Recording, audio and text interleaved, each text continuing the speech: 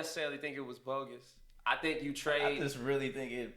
No, I think he traded for the best. He traded for the best package. The Lakers deal was not the best package. They made it a point to give Kyrie and KD everything they asked for. Like joining the team, you know, like literally wrote their own check. Basically, I feel. And right, because I mean, you see that on paper. What did the Brooklyn Nets get in return? Like, let's be honest. Let's take out all of the player freedom ideas, all that stuff. What specifically did the Nets get in return as an organization? I mean, they didn't get a chip, so that was the ultimate goal. But it was nothing. It was more than that. It was like, yeah, they didn't get the chip. No stability, no chip. Like they got no stability, no team synergy. You know, each individual player having a crazy story. We can talk about those individual stories and the merits of them, and why they may have did what they did. I think you can exclude KD out of that. I can exclude KD out of that because he didn't really have like a crazy story, but he just got injured. That was his own. That is what it is. I think he was just down the hoop, like. He's always just down the hoop. Kyrie's case, I feel like, like the whole COVID situation, I think should be justified. I think there's certain things that you can blame Kyrie for. Obviously, you blame Kyrie for all of them. But, like, the COVID thing, I almost side with Kyrie because it's like, bro, opposing players can – I don't want to take the vaccine. All right, period. Yeah. But opposing players that don't take the vaccine can come into New York and play in the arena. I can't even be in the arena because I don't have a shot. So it's like at that point, it's like, bro, I feel. Yeah, that's what do you mean? That's more of a New York thing. And then it is like New York law. And then don't tell me you can take it as I'm disrespecting my teammates. I guess we're a team, but it's like, bro, it's my livelihood at that point. If I don't believe in the vaccine, I ain't gonna take this shit. Yeah, and I agree. I agree with you on that. In terms of Kyrie, sticking true to that. So I'm not necessarily using that as something against the Nets, but. I'm like, all right, if I'm the Nets ownership, if I'm the Nets, management group or whatever the case may be, I'm looking at it like, all right, how many instances have we had with Kyrie? Good or bad, right? Just like I don't care if it's good or bad. How many instances? It was the COVID situation. It was the Capitol. It was the Capitol getting stormed. When the Capitol got stormed, he didn't play. And the reason why he didn't play was because the Capitol got stormed. But that's I feel like again just I don't think I'm not saying they're bad or good. I'm not like questioning justification. I'm just like he can be deemed as a disruption, and in that instance, COVID, and then the whole Instagram post, anti-Semitic. The anti-Semitic situation that was blown up, and the fact that he just hasn't played enough. Over the time. Pretty much what it comes down to. So if I look at all of these things encompassed as from the Nets' perspective, I'm like, all right, I'm not giving this guy what he's asking for here. Why should I give him what he wants? We've already especially in a short period of time, because I do feel like the momentum was really high. I've always been a fan and I wanted them to succeed. Yeah. So seeing that momentum build up the past few months, I'm like, oh, we got a real chance. Like when it starting to happen. I'm like, it's a real chance they can do it. They were uplifting their other team members. And I was pulling for them, so the trade did come out of the blue.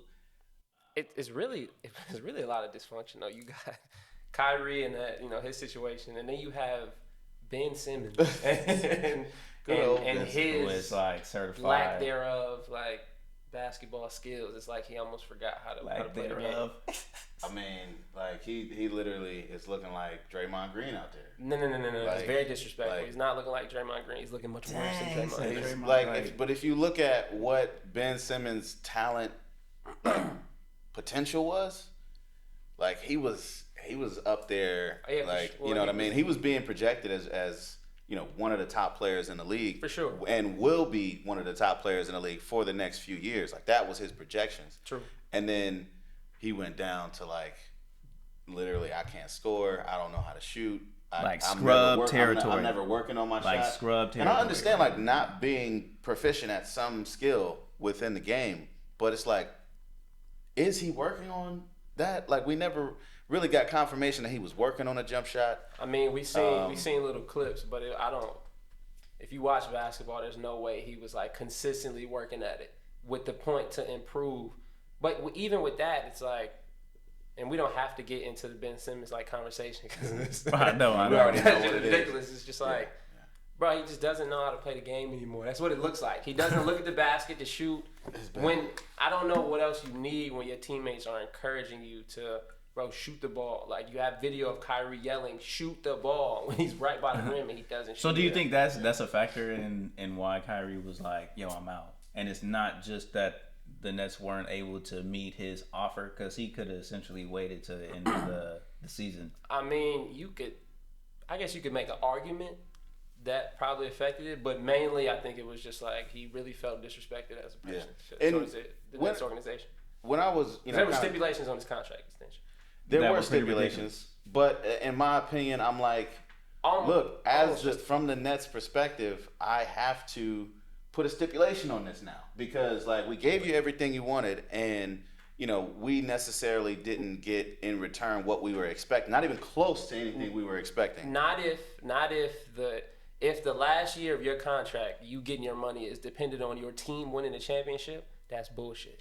I think that's not the stipulation that should be put on his contract. I'm not saying there should be no stipulations, but that specific one, because I heard Jay Will say that there's only like a couple people that have those stipulations on their contract, and they're nowhere near the level of Kyrie. So like, let's just say Kyrie knows that. As a person, like if I'm Kyrie, I'm not gonna be okay with that. Because I can't just win this team a championship. It depends on the whole team. You're 100% right there, and I'm not saying that Kyrie's decision to request to be traded was ill managed or not requested in actual intellectual thought. Like I know I respect Kyrie for clearly things past just his game. The man has crazy skill. Like we already know he's going to go down as one of the greatest point guards ever. So I'm not questioning his skill or questioning his work ethic in that regard. And I think that I might have made a similar decision if those stipulations were given to me. I just think that it's justified from the Nets' perspective to expect something more out of this situation if we're going to give you what you want this time. For sure. We gave you what you wanted first. We necessarily didn't get the deep playoff run that we wanted maybe, but we also got some other things that weren't even on our radar that we didn't even expect, that we for sure didn't want. So like as adults, I have to be like, okay, cool. So if we're going to do this again, like I have to add something so that I can try to guarantee something for myself, even as a ownership, even as a man from a business perspective. Now, and I'm one of the mind that I think when players have so much freedom, you're going to experience things like this.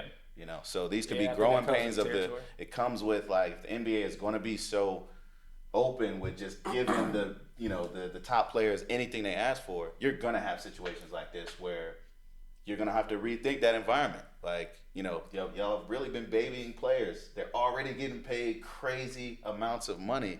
Yeah. And I can't even be like, yo, you got to win us a chip. I can't even put a stipulation on that. I'm already paying y'all crazy amounts of money. And you're already getting so much extra money outside of endorsement. Why can't I put a stipulation on it? This could affect the collective bargaining agreement between like the owners and the players. Like going forward, the owners can use this Kyrie situation against the players. That's something that Stephen A. Smith speaks to. It's like, bro, players have... All right, obviously we advocate for player empowerment, but it almost seems like they have a little too much. You know what I mean?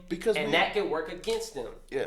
And Kyrie's situation will be the first example that they bring up. 1,000%. So do you think the way they are now, them being traded, both KD and Kyrie, KD to the Suns, Kyrie to Dallas, are they set up for success? And how would you compare like both? Like, do we see Phoenix and Dallas meeting up in an early Western Conference round?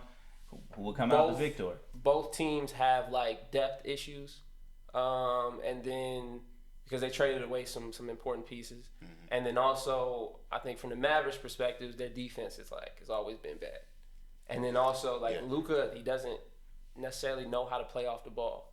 Like he's one of them like stand on the wing type of players. And we kind of saw that with that last game where it's like, kind of playing hot potato with the ball at the last second. Granted, there was some like seriously good defense on Minnesota's part. True, you got to give him credit. But you do make a good to the point, Suns will work. KD fits into any offense. He's just that type of player. Yeah. Now, will they go to the Western Conference Finals, the finals? I don't know. But for the Suns, they don't need to go to the finals this year. KD's locked in. Like, he has 3-4 years left on his deal. So he's there. They got Devin Booker and DeAndre Ayton all on long-term contracts. The only person that they may lose is Chris Paul. Now is Chris Paul this is last year? That nigga old. I mean, he definitely still effective. He just passed MJ for third on the all-time steals list, which I thought was really dope. That didn't get enough, I heard nothing about that. He's already really because the NBA doesn't care about defense, or at least the media assistant steals. He's one of the greatest point guards. If you look at the actual function of a point guard, if I was to really name my top 5, I feel like he would maybe be number 5. Sheer effectiveness. If we're looking at everything that a point guard brings to a team, he's increased every important stat of the team when he joins the team.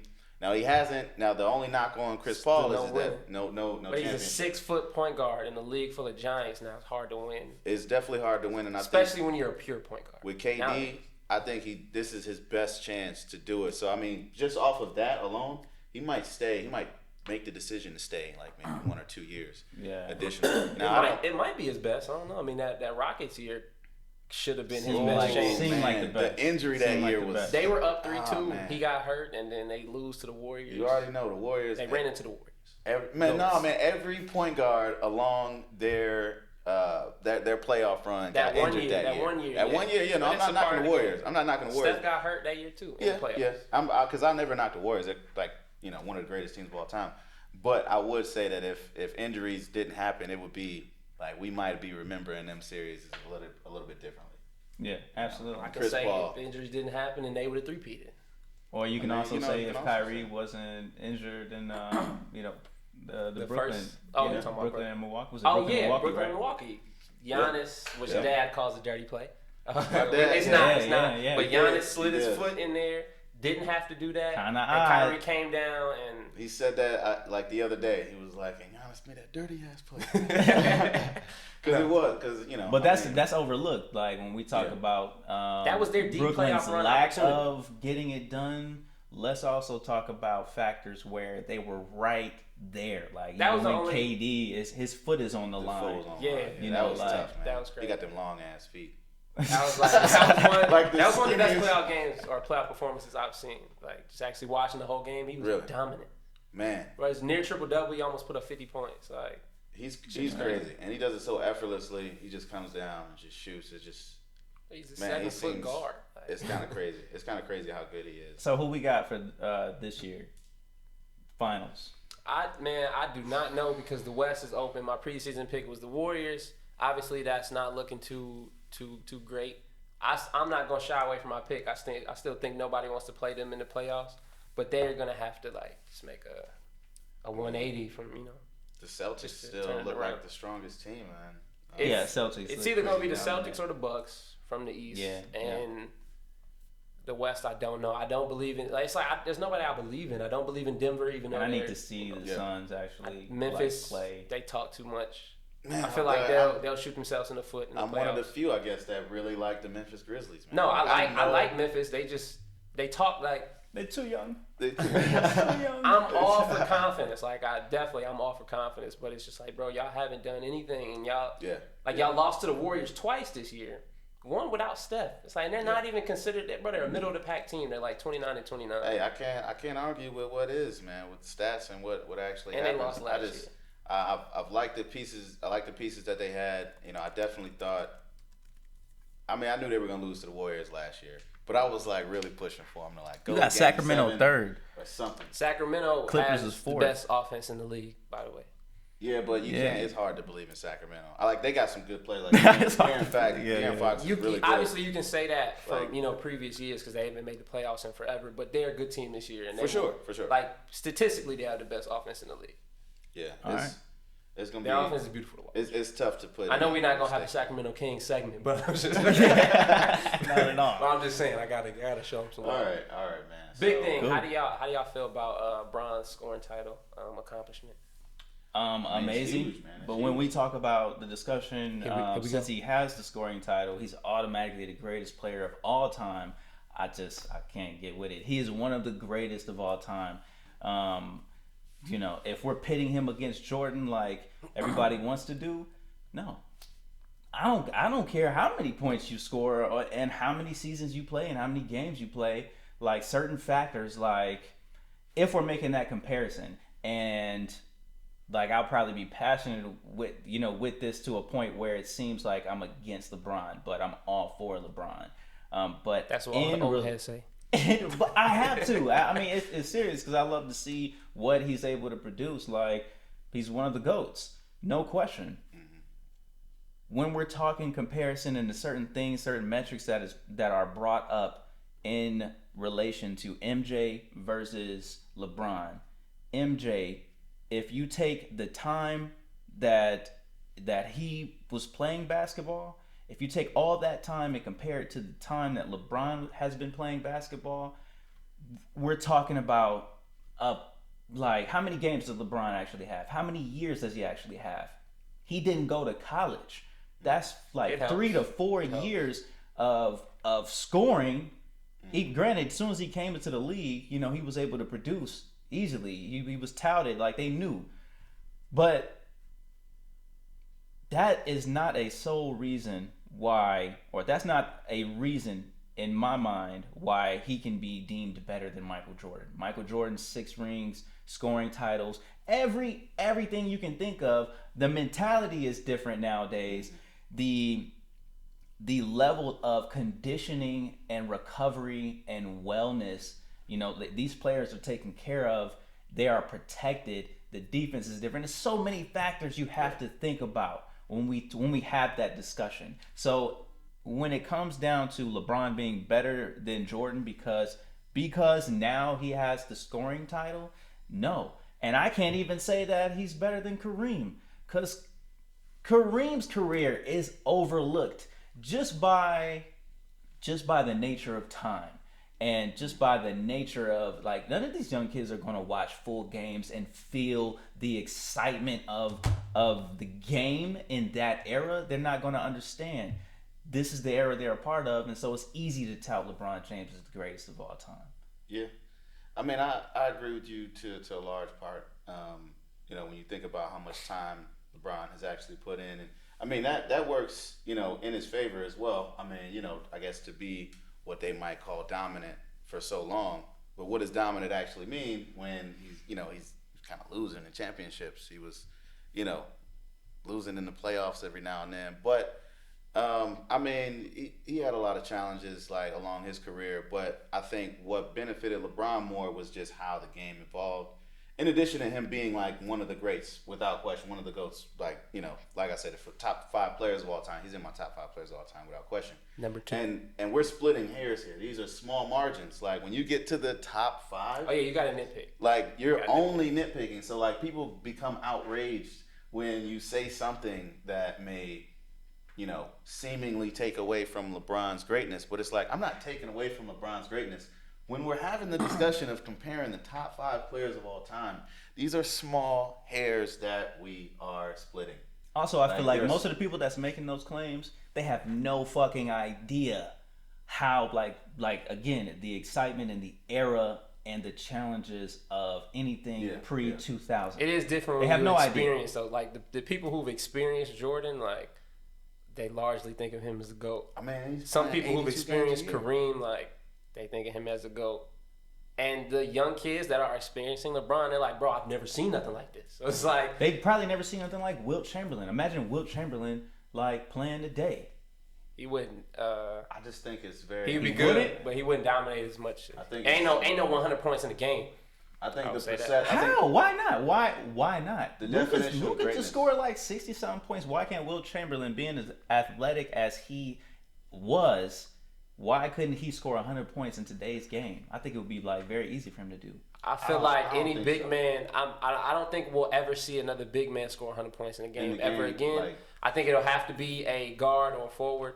Like in this system. Yeah.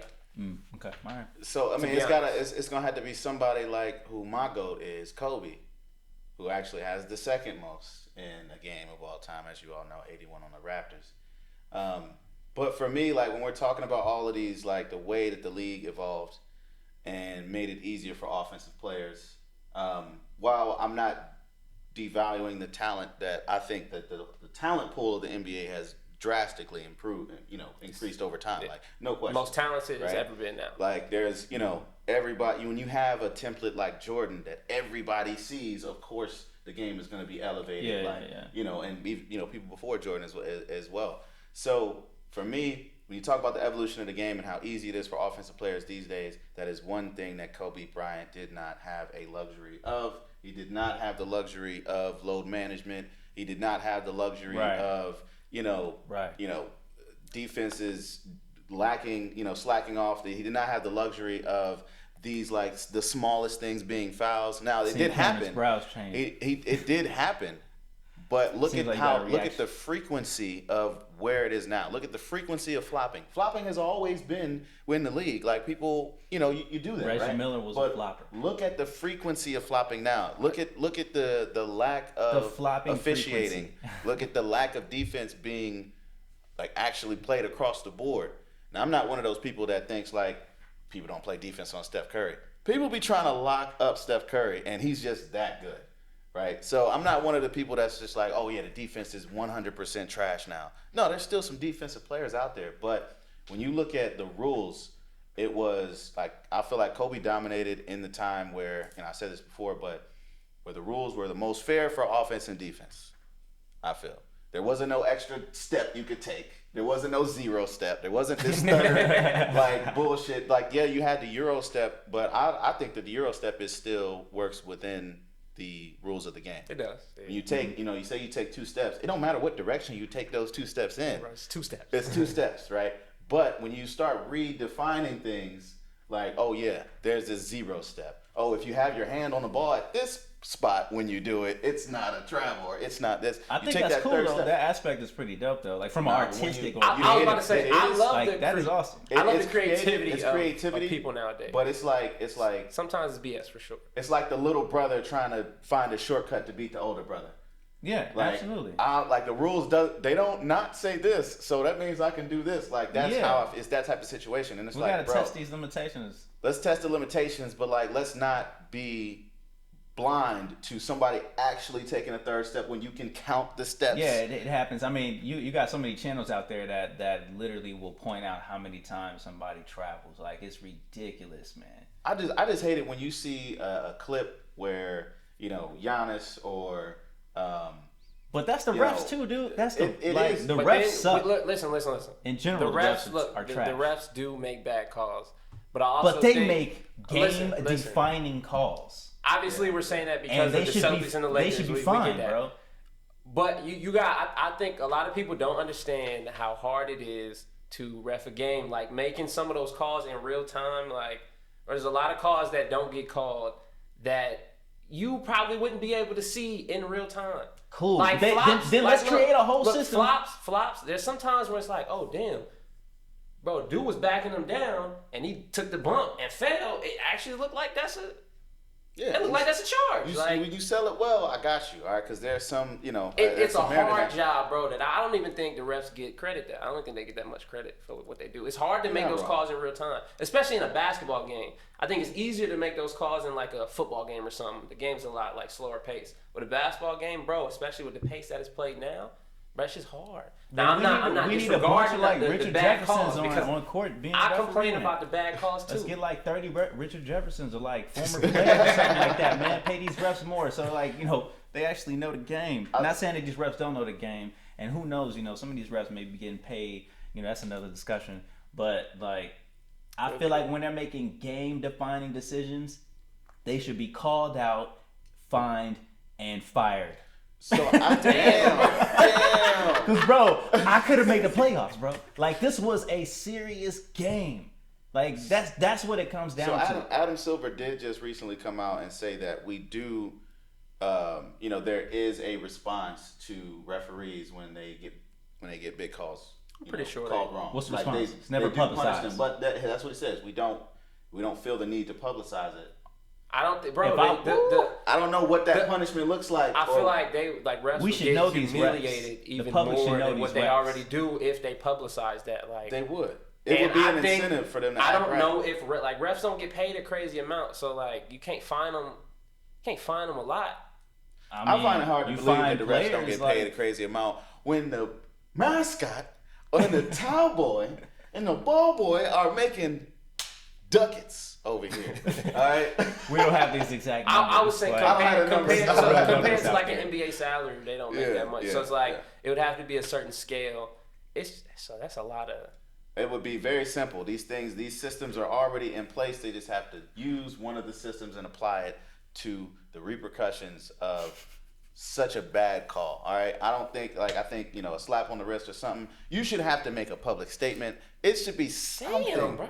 Like it should be like no. I gotta talk to the media for this bad call. I know. Bro, if I was Kyrie and I got everybody come scrutinize me. If I was Kyrie, what players have to go through that all the time? Exactly. Bro, nobody care about the refs like that. They want to see the players. But we should care about the refs, press bro. conference with no refs. I guarantee you, we need to start questioning the refs, bro. Bring them in to the discussion, bro. You fucked up. Talk about why you didn't make that call, or just talk about what the fuck was you thinking? What was going through your mind? To say, bro, I fucked up. Like I thought something happened and take accountability. No, like this is the same way that you see these players. Like they know how to. We attacking you on Twitter. They know how to phrase everything now. Of course, you have media coaches. You have people that are preparing you for the interview.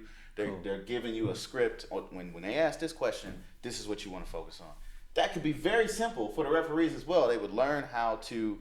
We just want to be aggressive. Like that whole statement. Like when players are, we just want to. That's a cop out statement. That's just you can say at any given time. Well, we just gotta stay aggressive. Like you can say questions in between games because it's a dumb question. Yeah, we all saw it, but I think if you make a mechanism to where the referee has to at least address what happened, right? It's not like, oh yeah, you're taking ownership for this team losing. It's just like that was a call that was like very pivotal within the outcome of the game. So we just need you to speak. Like, what did you see when you made that call? I think that's very fair. They got coaches challenges now. That's a lovely thing. No. But I don't think you can't challenge any play under 2 minutes in the fourth quarter. Yeah. But I think like every play it's reviewable, if it needs to be under 2 minutes. I think that's pretty dope. Like to analyze in the moment. Now it's like I think even that system needs to evolve. So I wonder like when you get a case where I don't know, you really have to return a point. You really got to return 2 points or whatever. Like I rarely see it in favor of I don't know the justified part. Yeah, It just seems like a moment. There's a lot of overturn calls. Is it overturned fouls? Yeah. Right. Really? Yeah. Okay. They argue that. So I've seen that call. Like so they had they called a foul and then they're like, okay, never mind, it wasn't a foul. But what if they didn't call it? What if they didn't call the foul? I mean, not the ref, but the coach will challenge it, and then you can only challenge calls. Like you can't be like, oh, if the ref makes a call, then you can challenge it. It can't be like, oh, I just see my player get hit, but the ref didn't blow the whistle. I'm gonna challenge it. But if you got so many camera angles, if you got so many camera angles, I feel like the coach should be able to do that because as well. That would get it would get too tedious. It would get too tedious, bro. Everybody gets hit on every play. So all right, so it would get too tedious. Specifically, an example, NFL, when you have the rules are so meticulous around caught passes. It is ridiculous. You catch a pass, you can secure it. I mean, we can even talk about the Super Bowl, where there were 2 specific catches during the Super Bowl that was, I think, those are very controversial calls. When the first one where Devontae Smith, he's catching a ball towards the sideline, and he catches it, pins it against his helmet, and continues to keep having what I would call control over it. It's actually a caught pass. He stepped in twice. He took 2 steps in bounds. And when he fell out of bounds, I guess they said that the ground helped him keep possession of the ball. And it was overturned. It wasn't a catch. Didn't he bop when he hit the ground, didn't it kind of come out of his possession a little bit? I don't think it did. Too. I don't think it did. But that's what I'm saying. The rules around it are so meticulous. It's like, he caught the ball, literally caught the ball. It didn't drop. He didn't bobble it. He secured it. Maintain possession. And the question all through throughout the fall, even when you hit the But ground. that's what I'm saying. It's like if the ball never came loose, I maintained possession. Like the definition of maintaining possession is what we're talking about here. It came loose when you hit the ground. But I still have it in my possession. That's why. And then there was another controversial call, and that's just my thought process. I know it's not, it's not the call at the end of the game? I decide. The call at the end of the game where I don't think it's controversial. Everybody will say, "Oh, you don't make that call because it's a game-defining call." But it's like, bro, well, if the ref's like, the ref has to make the call because he got his gun twice. Called. I think it was understandably called. No, okay, I wasn't talking about the penalty at that point. I was talking about the second catch where I think it was Miles Sanders who caught it, and then he caught it, planted his feet, and he didn't take the third step. And I can't remember what defensive player on the Chiefs actually tackled him, and he fumbled, and he picked up the ball, ran that shit back for a touchdown. But they called that back. They said it wasn't a fumble. They called it an incomplete pass. But for me, I think he caught that. Like, you said where the Chiefs scored? Yeah. But they called it back. Yeah. He like this is why I'm like the rules are so meticulous because he literally caught the ball, but the rule is that you have to make some kind of forward, kind of attempt. Mm-hmm. But for me, you caught it and planted your feet. Like the ball is caught by definition. So I know it's not that simple in the terms, but I kind of made that comparison between the NBA having more strict rules over those type of situations. It's going to become so meticulous that it's going to look like an NFL caught pass. And I don't think you want that. You don't really want that. The fans will probably start to lose some fans. It's going to delay the game. There's momentum that needs to be there even more. I mean, momentum already is impacted so heavily by a lot of these things. But it's always wild to kind of see those controversial plays and not see the referees held accountable. That's just it. Held accountable. Accountability. That's what we love nowadays. I mean, we love the idea of it. Yeah. But there's a lot of people that I think have a interesting perspective of accountability and like what it means to actually take accountability for something that you had a hand in. Yeah. Even saying I take accountability for what I did is not the right thing to say. Exactly. I mean, Kyrie said it. He did. And everybody wanted to hear him say, "I'm sorry." He said, "I take accountability." But since he didn't say the words, "I'm sorry," everybody was even more outraged. Man.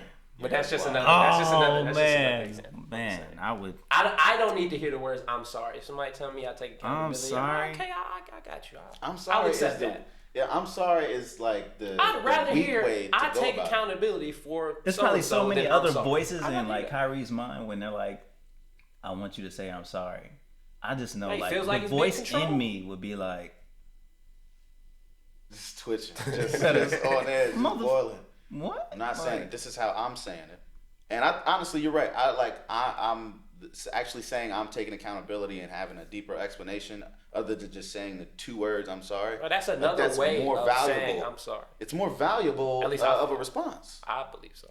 But I mean, just saying I'm sorry. Like if I just said I'm sorry, you're not gonna believe that. You have to say so much more. Yeah. Time for a break.